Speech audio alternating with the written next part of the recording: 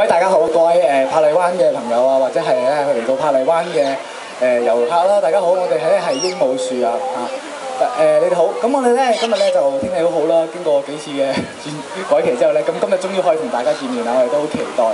咁咧鸚鵡咧，我哋鸚鵡樹咧呢個團體咧係香港嘅合法呢個註冊團體啦。咁我哋目的咧就係希望咧教導啦，或者係宣傳咧香港咧養鸚鵡嘅知識啊，或者係宣傳咧點樣養一啲咧鸚鵡嘅正確方法嘅。咁希望咧社會公眾啊，或者係香港市民啊，都知道原來呢種咧咁美麗啦、咁吸引人嘅動物咧，究竟佢平時嘅習性係點樣，同埋你點樣要正確飼養佢嘅喎。咁咧首先咧就我哋歡迎啦，喺我右手邊嘅話咧，就係我哋嘅鸚鵡樹嘅秘書安安啦。大家好。係，咁我咧就係鸚鵡樹嘅委員 Simon。咁咧首先咧，我哋有一隻鸚鵡已經企咗喺度啦。呢隻鸚鵡咧就叫做 Felix 喎，係咪啊？佢係咩真鸚鵡嚟㗎？咁佢係橙冠葵花鸚鵡。咁你見到佢個冠咧係橙色，所以叫橙冠葵花。咁你一般見到咧，大部分都係黃色嘅。咁個分別就喺呢度啦。點解會香港會一般見到係黃色嘅咧？其實咧，香港咧亦都係咧葵花鸚鵡嘅其中一個聚居地之一嚟喎。如果你喺香港公園啊，或者喺九龍一啲公園裏邊咧，你都會見到大群白色而有黃色計嘅葵花鸚鵡咧喺個天上面飛嘅，嗰啲咧就係小葵花鸚鵡啦。咁呢種咧就有別於我哋平時喺香港見到嘅鸚鵡，佢係橙冠葵花鸚鵡，見到零舍係橙色嘅。咁阿安啊，咁阿 Felix 有啲咩特別咧？點解佢會要介紹佢先啦？我哋要冇，因為我想佢同大家打下招呼先。但係因為咁多人，我唔知佢肯唔肯。係啊，因為鸚鵡咧。Felix 打下招呼先。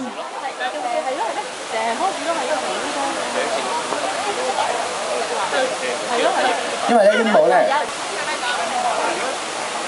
好細聲啊！即係你講。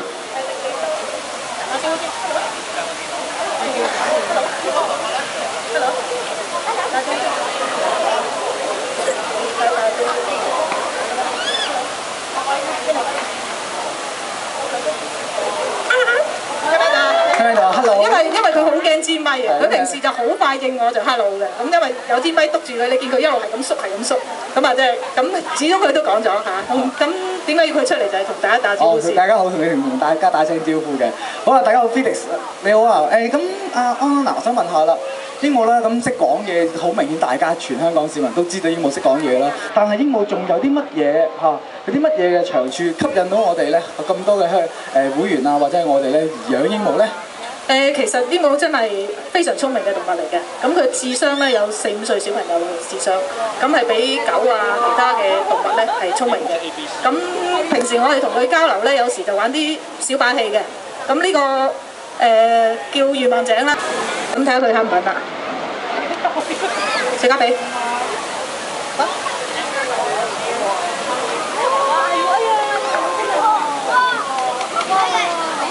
佢今日都好合作。好叻啊！小加比，俾啲掌聲啦，好嘛？因為喺陌生環境咧，佢就未必肯做嘅。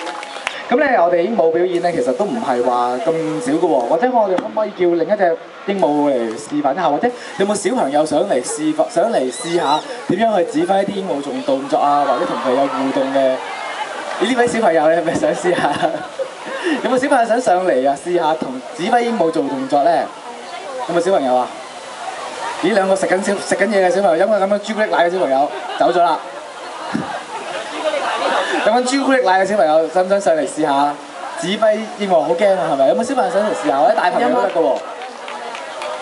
小朋友或者大朋友都得嘅喎。冇喎，今日好似冇乜小朋友喎，因為嗰邊跳緊水喎。去晒嗰邊睇跳水喎。咁啊唔緊要啦，咁冇小朋友上嚟咧，咁我睇下佢肯唔肯做啦。好，我哋咧俾小卡比休息一陣先，我哋先俾 Felix 咧就試下佢哋做唔做到表演啦。哇，好嘢喎！呢個咧就係張開翼嘅動作啦。總之主人一揮手俾佢咧，佢收到呢個信號之後咧，佢就會即刻咧做翻佢相應嘅動作啦。咁其他咧，呢個動作係代表啲乜嘢咧？聽唔聽到啊？聽唔聽到喺度笑啊？或者我試過咪個咪佢得唔得？我好驚個咪，頭先咧主人咧擠佢架低，佢就咁喺度笑啦嚇，咁樣咧聽到啊？好細細俾掌聲佢，雖然細聲。好 Felix 實在太叻啦！頭先咧做咗啦，俾人擠笑啦，又仲有呢個動作係咩咧？呢個動作咧原來就係打圈嘅。咁咧憑住一啲慣用嘅動作啦等等啦，咁咧鸚鵡咧可以同佢主人之間咧有一個互動嘅關係嘅。咁咧鸚鵡咧有一個非常聰明嘅動物嚟嘅。好，最後咧我哋暫時呢個表演係告一段落先。小心不如可唔可以同大家講聲拜拜啊？你邊去同大家講拜拜啊？咁頭先咧表演嗰兩隻鸚鵡咧係葵花鸚鵡同埋黑頭愛黑鸚鵡啦。咁其實咧我哋今日到場咧仲有好多其他唔同品種嘅鸚鵡㗎。咁啊但係咧喺照顧鸚鵡嘅時候咧，我有少少疑問啊，安安，究竟點樣先可以養一隻鸚鵡咧？咁聰明，我哋個個都好想買啊！點樣正確先可以買到一隻鸚鵡？鸚鵡好似話係瀕危物種嚟㗎，會唔會犯法㗎？我哋其實大部分鸚鵡咧都係二級嘅。即係而家你香港度見到嗰啲啦，咁所以就都係受保護嘅。咁部分亦都係華盛頓公約嘅一級雀添。咁所以你購買嗰陣要特別小心啦，因為買鸚鵡咧就唔同你買隻狗，就買完翻屋企就 O K 嘅。咁買鸚鵡其實咧，即係你要注意一樣嘢，就係要佢有合法嘅來源。咁點樣知佢有合法來源咧？其實佢哋而家我哋香港買到咧，大部分都係人工繁殖。咁人工繁殖咧，其實佢哋隻腳咧，你會見到呢度，我唔知你見唔見到，因為太細隻，或者睇下係啦，呢一隻啦，阿 Simon 睇呢隻咧，就都係人工繁殖鸚鵡嚟。你會見到佢隻腳咧有個腳環嘅，咁咧上邊有個號碼嘅，咁代表咩咧？就係代表佢哋係人工繁殖場出嚟嘅鸚鵡。咁如果你着街有時見到啲鸚鵡咧係冇呢個腳環咧，好大部分咧都係野生嘅。咁野生有咩問題咧？就係佢哋可能係非法咁捕捉翻嚟啦。又或者係一啲唔正當嘅途徑喺進口啦，咁所以我哋建議你哋如果買鸚鵡嘅時候咧，一定要首先有冇腳環，有腳環之餘要向翻嗰間鳥店攞翻一個入口證嘅 copy， 因為你咁樣先至叫做合法擁有一隻鸚鵡。如果係一級嘅更加咧，係要一定要有入口證添。咁因為係點解要有入口證？咁你要留住佢咧，就證明你隻鸚鵡係合法嘅。其實冇錯啦，好多鸚鵡咧都係屬於咧華盛頓公約咧2級嘅，甚至乎係1級嘅，所以我哋買嘅時候咧必須要咧有個來源證啦，同埋佢嘅購買嗰個單據咧，咁以保障自己嘅嗰個權益嘅。咁除咗咧買鸚鵡嗰時，我哋要注意法律嘅問題之外，我哋仲有啲乜嘢？就算我哋買一隻鸚鵡翻屋企，有啲乜嘢要注意嘅咧？其實你買一陣咧，通常好多鸚鵡咧都係污糟邋遢㗎啦。咁如果污糟邋係咯，咁污糟邋遢咁咪要同佢沖涼啦，梗係咁污糟成身屎咁。係啊，因為好多人咧一買翻去就忍唔住㗎啦，哇！第一時間砰砰同佢沖涼。不過咧，就我建議大家就唔好做呢個動作啦，因為鸚鵡咧你買到翻嚟嗰啲大部分喺一半以上都係一啲屬於BB 雀嘅，即係細個年齡細少少嘅。咁變咗佢一翻嚟，你即係同佢沖涼咧，咁會有機會咧傷風嘅，好似人咁樣。咁我哋好多雀友咧就買咗翻去第一件事沖涼，跟住3日之後上網話俾佢聽，哎呀我隻雀有事啊，要急救啊，點樣啊咁樣一大堆嘢，咁結果幾日後死埋嘅添。咁所以咧大家就千祈唔好同佢即刻沖涼。咁唔係話你以後唔同佢沖涼喎，只不過你養定咗一段時間，等佢大咗少少。咁起碼即係半歲啊，或者係7、8個月啊，咁樣喺烈日當空下有太陽嘅時候，你用個噴壺同佢噴濕佢就 O K 㗎啦，就千祈唔好落鹼。因為我有個朋友試佢用咧絲巴5.5，咁咧佢話好香，咁但係問題咧佢嘅雀咧結嘅話後來咧係乾完嘅，咁我懷疑就係因為佢不停咁吸收咗一啲比較正嘅絲巴5.5㗎，咁所以咧你哋就千祈唔好落鹼啊，各樣嘢唔同狗嚇冇一啲鸚鵡沖涼嘅嘢嘅。哇，好嘢喎！好在啫，你講，如果唔係你講咧，我諗住你攞隻戒狗翻間咁就捽落去㗎啦。咁如果沖涼又咁方便，咁仲有鸚鵡，我哋如果要養佢嘅話，咁都好多嘢，好似好多嘢搞。我聽啲人講咧，話鸚鵡要講嘢咧，要剪佢條脷㗎喎，咁殘忍係咪真㗎？我呢個問題我諗超過10個人問過我㗎啦，咁我都不停同佢講係錯嘅，因為呢啲咧我唔知邊度流出嚟嘅鸚鵡咧講嘢咧係唔需要剪脷嘅，咁係點解有啲鸚鵡唔識講嘢咧？就係因為品種嘅問題啦。咁點解有一啲鸚鵡係非常識講嘢咧？就譬如我哋嘅灰鷹，我想請一啲灰鷹朋友上嚟，拎一啲灰鷹上嚟。咁其實咧有一啲品種係特別識講嘢嘅，而且講得好叻嘅。咁但係咧，亦都佢哋未必肯你叫佢講就講嘅。咁平時屋企咧，佢可能不停咁講嘅。咁我想請一請嗱，而家我介紹呢隻咧就叫灰鷹鸚，係香港現時咧比較最多人養嘅，因為佢哋係講嘢能力係非常之高嘅，喺鸚鵡裏邊咧係即係之冠㗎啦。咁我想問下啲養灰鷹嘅朋友，介紹下你哋嗰隻灰鷹好嘛？ Hello，你好啊！呢位咧就我哋會員啦，係等一等先嚇。請你介紹下你呢隻膊頭上面嘅鸚鵡叫咩名啊？妹妹，你叫妹妹嘅，呢隻非洲灰鸚鵡啦。咁顧名思義，當然係非洲嚟㗎啦。但係有咩特別啊？同平時其他顏色，我哋見到鸚鵡好多都哇，翠綠色啊、黃色啊、粉紅色啊等等。咁你隻鸚鵡灰色嘅啫喎，冇乜特別嘅啫喎。點解你會養佢咧？初係啲朋友俾我嘅，咁就翻到嚟嘅時候咧，就係即係住咗一段時間之後咧，佢係可以同我哋溝通嘅。我哋講乜嘢，佢係講乜嘢。仲有一個特點咧，就係我一講電話嘅時候咧，佢係嘈煙巴閉啊！佢係講你講嗰啲嘢咧，佢重複講嗰啲嘢。咁就喺呢度咧就吸引咗我係中意養佢啦。冇錯啦嚇，呢位我哋呢叫做 CTL 先生啦，咁樣咧我哋咧就係灰鸚鵡咧係最叻咧就係講嘢嘅，喺鸚鵡界之中咧，灰鸚鵡説話能力係最高啦，甚至乎咧有研究顯示咧，啲灰鸚鵡嘅智商咧係可以去到6歲小朋友嘅智商啊，佢會識得分顏色啦、分形狀啦，甚至識講出俾你聽佢嘅目的想點，同埋佢哋嘅佢哋嗰個希望係點樣嘅，所以咧就可以絕對同有一個主人啦有一個互動性嘅溝通，所以咧我哋好多會員咧都好中意灰鸚鵡。咦？但係我哋有側邊嘅朋友有一對鸚鵡，咦？呢隻灰鸚有啲唔同喎。呢隻灰鸚呢度咧，呢度有2個灰鸚鵡咧，咁咪大家見到有啲唔同嘅。咁我等個主人介紹翻啦。係，其實佢呢個係2個唔同嘅品種嘅灰鸚鵡嚟嘅。咁喺一般嚟講，灰鸚鵡咧係有2大類，一類咧就係大隻啲，一啲係細隻啲。咁大隻啲嗰啲叫做非洲剛果灰鸚鵡。咁呢個品種，另外一個品種就叫做提姆拿灰鸚鵡。其實係除咗佢個size 唔同之外，其實佢哋嘅語言能力啊、IQ 各樣嘢都係一樣嘅。咁當然啦，有啲灰鸚係識講嘢多啲，有啲唔係沉默一啲，咁就睇佢自己嘅 personality 啦咁樣。好，唔該晒，唔該晒，Jo。咁我哋咧多謝晒2位灰鸚鵡嘅朋友落下，唔該晒，唔該晒，唔該晒，同兩位嚇。咁咧灰鸚鵡聽完之後好吸引啦，咁我買翻嚟，咦，咁我梗係有啲咩好嘢，我就俾晒佢食啦，朱古力啊、汽水啊、牛奶啊，哇！我最中意食乜就俾佢食乜，咁就係咪對咗鸚鵡最好嘅咧？啱啱？真係有人咁做㗎，我識得。咁啊，近排有套戲睇完之後，佢仲俾佢飲朱古力奶添。咁其實咧係絕對唔可以嘅。咁鸚鵡咧係素食嘅，咁所以你哋佢可以食生果、蔬菜，咁同埋我哋一般會俾佢哋食一啲叫合食糧。咁瓜子咧喺我諗早幾十年前咧，啲人就有個錯誤嘅觀念，就係葵花瓜子。咁葵花瓜子冇錯，鸚鵡係好中意食，但係唔係佢哋嘅主糧。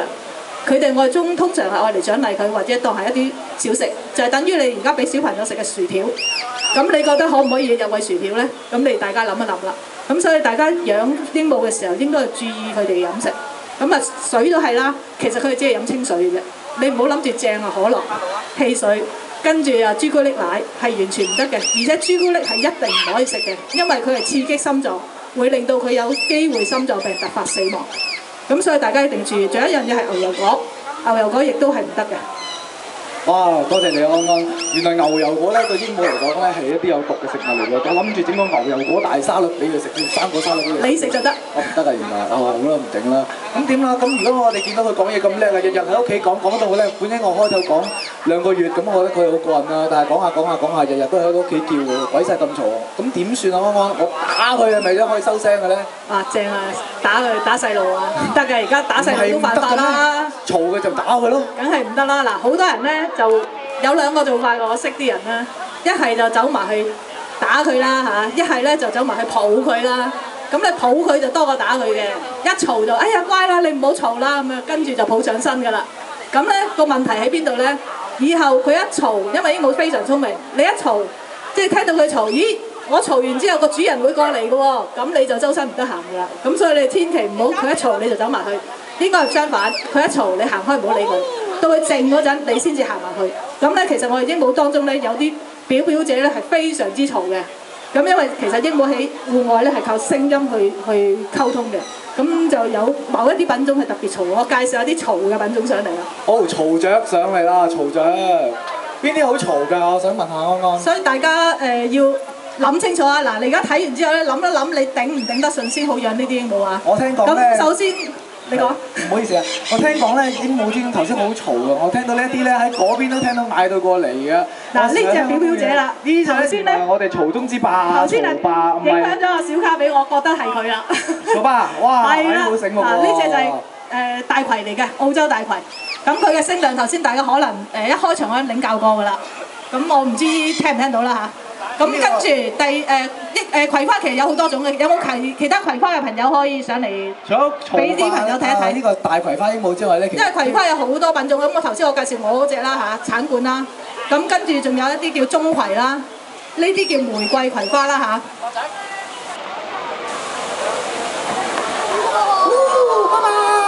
翻嚟啊！呢個係表演之一嚟嘅，飲，因為佢主人喺嗰度，主人嗰度所以佢哋係好我仲黐人嘅。要問佢飲湯添今晚。嗱，佢幫我哋介紹埋啦，葵花咧係最黐人嘅品種，所以你養嘅時候要小心，因為佢哋咧太過黐人咧。如果你頭嗰3月好中意同佢玩，玩完之後咧唔理佢咧，佢哋有機會出現咬毛現象，係自殘，掹晒自己身上嘅毛。咁所以大家如果養葵花鸚鵡要考慮自己有冇時間同佢玩啦。好，咁跟住金剛，我哋金剛上埋先，不如我逐隻介紹翻啲葵花鸚鵡先啦。好，咁金剛轉頭先啦，不如。係啦，首先咧睇下呢位咧朋友啦，我哋咧手上面有一隻好迷人嘅粉紅色嘅鸚鵡喎，咁好特別啊！其實佢叫咩名咧？佢係葵花鸚鵡。係。玫瑰葵花鸚鵡叫吉吉。係，佢原來叫玫瑰葵花鸚鵡，真係人雀比花嬌，原來叫玫瑰葵花鸚鵡。咁佢嚟自邊度㗎？你唔知佢嚟自邊度㗎？澳洲。其實嚟自澳洲嘅玫瑰葵花鸚鵡冇錯啦。咁咧葵花鸚鵡咧都好叻講嘢嘅。咁我身邊另外一隻咧同頭先阿 Felix 好似樣嘅，同橙葵好似樣，佢叫做乜嘢名啊？哦，佢叫仔仔，佢係一隻中葵嘅，同嗰隻阿發仔咧好似嘅。咁因為呢一隻白色嘅葵花咧，其實有分大葵啦、中葵啦，同埋有細葵3個 level。咁佢就屬於中葵嘅品種。咁佢都好特別喎，佢隻眼咧好藍色，好靚喎，仲佢個冠咧係呢個就係葵花鸚鵡嘅標誌嚟㗎。其實呢隻粉紅色嘅玫瑰葵花鸚鵡咧都有一個佢標誌嘅冠嘅，唔好咬我你。睇個頭冠啊，嗰度佢嘅冠咧就細啲，可唔可以俾個冠我睇下？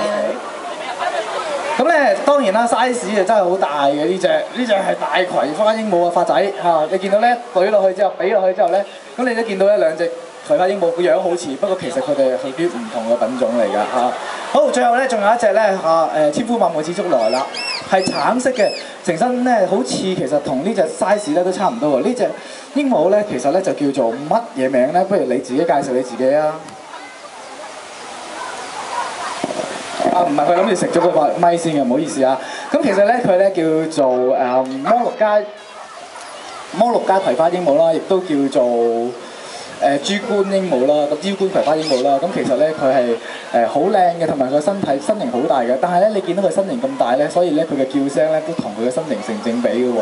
所以養葵花鸚鵡咧，雖然係好黐身、好嗲人，同埋咧好好玩，但係咧佢嘅叫聲咧亦都幾得人驚，同埋亦都會影響到鄰居。所以購買之前停一停，諗一諗，究竟你屋企居住嘅環境適唔適合養呢啲嘈吵嘅動物咧？如果係唔得嘅話咧，我都勸你咧就唔好嘗試啦，就可以嘗試一啲靜啲嘅鸚鵡啦。咁除咗葵花鸚鵡之外咧，其實咧有另外一種鸚鵡咧，亦都係鸚鵡界中之霸嚟嘅。無論係佢嘅體型啊，同佢叫聲咧，同埋佢聰明度咧，都係好突出嘅。首先咧唔該晒咧葵花鸚鵡嘅朋友咧，可以攞落去啦。等先。咁跟住落嚟咧就到金剛鸚鵡嘅朋友，可唔可以上一上嚟啊？但係金剛鸚鵡，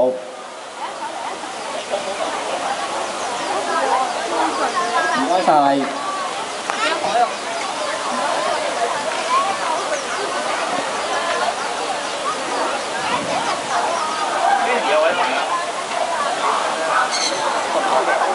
咁咧，你見到咧，我哋呢度台上面咧有兩隻鸚鵡啦。頭先啲觀眾就會覺得啦，你玩我咩？兩隻嘢爭咁遠，佢點會同一樣啊？其實咧，佢哋兩隻咧都屬於金剛鸚鵡嚟嘅喎。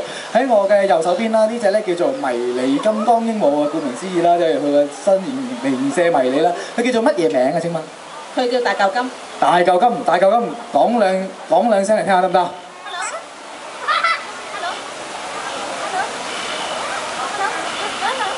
？Hello， 聽唔聽到啊？俾啲掌聲，大嚿金啦！哇，真係好醒目個大嚿金，佢雀仔細細都識講嘢嘅喎。佢幾大啊？今年拜拜啦，佢話我唔好同佢講拜拜，仲拜拜咩啊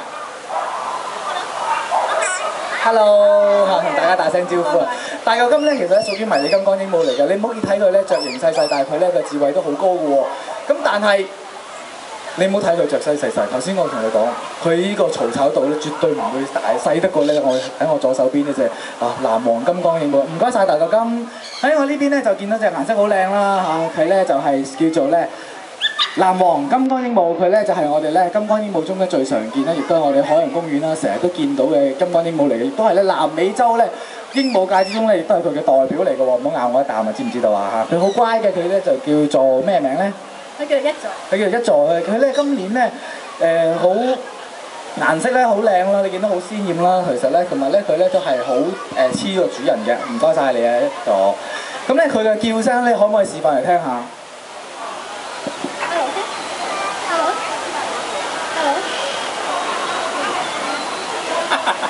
但係佢見到哈哈哈哈喺度笑啊，俾啲仔聲嘅。幾多次啊？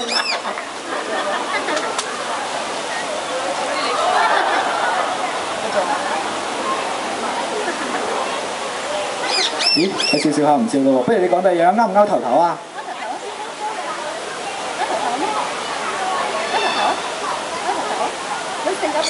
佢性格咧，因為比較文靜嘅關係咧，所以咧佢又怕醜嘅，所以咧佢而家唔勾頭頭啊。佢勾頭頭呢咁親密嘅動作咧，我哋翻屋企先做啦。好啦，咁咧見到金剛鸚鵡都好巨型啦，所以咧要養嗰時你都諗下個喎。佢咧對翼伸出嚟嗰時咧，其實係好長㗎。咁所以你要諗下你屋企究竟有冇位俾佢咧嚇，俾個舒展筋骨啊，活絡嗰條翅膀啊，你見到係好長㗎。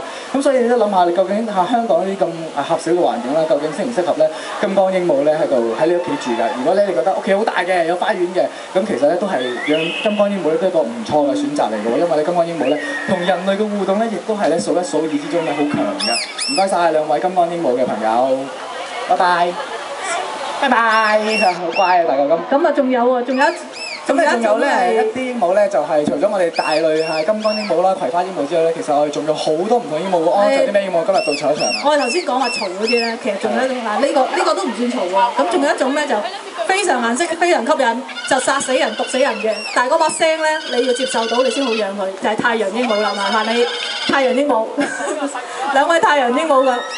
講完呢個先，請埋其他細隻嘅朋友上呢邊又嚟睇。仲有我哋有啲其他細隻，不過個聲量冇呢四隻咁緊要嘅，咁就另外有位朋友嘅上埋嚟啊！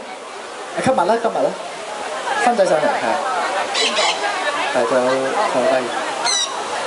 咁大家見到啦，鸚鵡咧其實有好多品種嘅，我哋有大有細任君選擇嘅喎。嚟到呢度咧，我哋見到咧，哇有4隻，有2位啊好靚嘅女士上到嚟啦。咁你見到咧女仔啊，唔好意思對唔住，女仔小姐兩位死姐上到嚟啦。咁咧佢手上面咧有4隻咧同差唔多樣嘅鸚鵡，其實佢哋叫咩名咧？咦？品種？太陽鸚鵡係屬於太陽鸚鵡嘅。咁你見到咧佢個名咧同佢個顏色一樣啦，好似太陽咧咁火熱㗎。咁咧佢嘅熱程度咧都同太陽一樣喎，興合合㗎喎。唔單止佢個熱情哇好叻啊，唔單止佢熱情啦，佢叫聲咧其實咧都係好令人咧有啲唔係話咁易接受到嘅，因為咧雖然佢雀仔細細，但係咧佢咧成日會發出啲好短啦、好急促啦，亦都好尖聲嘅叫聲咧，比較高頻嘅，所以咧就比較難接受。不過咧，如果咧你同佢有個好親密嘅關係咧，佢其實咧同號主人咧好 close 㗎。我又問下呢位小姐啊，呢位小姐佢哋兩個點解你呢隻太陽鸚鵡咧好似有啲唔同樣嘅？你冇話翻嚟知。太陽鸚鵡嚟，呢隻係真達。哦，原來呢隻唔係太陽鸚鵡嚟嘅，佢係真達鸚鵡。佢同太陽鸚鵡有咩分別啊？想問下。佢哋嗰對翼，太陽鸚鵡大個咗咧，對翼會黃色，但係如果呢一隻真達咧，佢對翼大個咗咧，會都係綠色，佢個頭同埋都唔會咁橙色。哦，唔該晒你，因為佢兩隻咧其實咧屬於唔同種，一隻叫真達太陽鸚鵡，一隻叫咧太陽鸚鵡，唔同嘅。咁咧我哋唔該晒太陽鸚鵡嘅朋友啦嚇，我哋咧所以咧雀仔細細好似好易接受咁，但係咧佢聲浪咧其實都唔少喎，所以咧購買之前亦都要諗一諗啦。唔該晒，我哋望一望咧，呢度有一個咧好英明神武嘅細路仔啊！呢個英明神武嘅細路仔，可唔可以話俾我聽你手上呢隻鸚鵡係咩名啊？係咩品種啊？吸物鸚鵡。係啦，佢叫吸物鸚鵡，全名咧其實係叫彩虹吸物鸚鵡㗎。你見到咧佢咧嘅顏色咧，好七彩顏色啦，見到佢咧有好多唔同嘅顏色喺身上面咧，佢係嚟自澳洲啊、印尼呢啲地方都有嘅。咁咧呢隻鸚鵡咧佢咧就比較文靜少少啦，但係咧佢咧有其他同其他鸚鵡有啲唔同嘅地方嘅喎。咁其實咧呢隻吸蜜鸚鵡咧，即係好似佢個名咁啊，佢中意咧食一啲流質嘅食物嘅，所以咧佢嘅糞便咧亦都比較流質嘅喎。所以咧飼養佢嘅時候咧要諗清楚，究竟咧你接唔接受到屋企咧有啲便便咧周圍咁啦。OK， 咁好啦，唔該晒呢個英明神武嘅小朋友。跟住咧有一隻咧灰色頭嘅鸚鵡仔，佢身上面咧就有啲橙色嘅毛喎。叫咩名啊？請問？佢塞內加爾鸚鵡。塞內加爾鸚鵡嘅，咁佢咧有咩特別啊？請問？佢比較中意咬。佢比較中意咬嘢嘅。同埋佢比較靜即係靜得嚟咧，佢好黐主人嘅。不過佢真係好中意咬嘢。哦，原來佢咧其實會咬嘢個，咁咬嘢家中有冇試過俾家具俾佢破壞過？所有預咗。所有嘅家具原來都俾佢破壞過喎，所以其實咧鸚鵡另一個習性咧就好中意咧咬一啲木頭啊，或者咬一啲俾佢咬得爛嘅嘢。所以咧我哋咧養鸚鵡嗰時候都會準備一啲咁嘅物品啦，俾佢咬啦，俾佢抒發下佢啦，就過下癮咁啦，發下牙痕咁啦。咁所以咧你哋都預咗咧屋企嘅家具咧有可能會俾佢破壞嘅，所以咧買之前亦都要諗清楚啦。咁唔該晒，塞塞內加爾鸚鵡嘅朋友。咁我仲有我身後面呢一隻咧，就係、叫做折衷鸚鵡啦。咁咧折衷鸚鵡咧就係一種咧喺印尼啊、東南亞都有出現嘅鸚鵡嚟嘅。咁佢咧有好多個品種嘅，好多個亞種啦。咁咧佢咧係一種好特別嘅鸚鵡啦。咁因為咧一睇嘅顏色咧，你就知道佢係男仔嚟嘅。咁有啲人話啦點解一睇佢顏色就知係男仔啊？因為咧佢女仔嘅顏色咧同男仔咧係完全唔同嘅，所以最早科學家以為佢哋係兩種不同嘅鸚鵡嚟㗎。咁咧女仔嘅唔同嘅一公一乸嘅鸚鵡咧，咁就好特別㗎啦。咁你呢啲咧都係比較文靜少少嘅鸚鵡，咁但係咧佢叫上嚟咧，佢叫聲咧亦都不容忽視喎。好，咁咧我哋咧講介紹完我哋今日嘅鸚鵡之後咧，多謝我哋今日嘅會員到場咧介俾我哋呢啲鸚鵡俾我哋介紹俾我哋啦。咁但係我哋臨走之前咧，等我想睇下咧小卡比，你可唔可以表演翻頭先佢哋未表演完嘅一啲節目俾我哋睇下咧？咁咧其實咧大家，佢試下啦，好嘢，俾掌聲大家，俾掌聲小卡比。咁小卡比你冇睇過雀仔細細啦，其實佢揚名海外嘅，因為咧喺西班牙咧都有啲書啦，曾經咧專責咧想聯絡我哋鸚鵡樹嘅小卡比，想咧希望咧透過小卡比嘅訓練啦，介紹俾西班牙嘅朋友識咧，知道佢點樣去訓練鸚鵡嘅。所以咧有西班牙有本鸚鵡訓練嘅書咧，個主角咧正係小卡比嘅。嗱，小卡比可唔可以再表演最後一個環節俾我哋睇下？最近咧1億六合彩咁同鸚鵡傳承啦，我哋都有買啦。咁呢啲 number 咧就係小卡比搞㗎啦。小卡比可唔可以搞個 number 嚟睇下？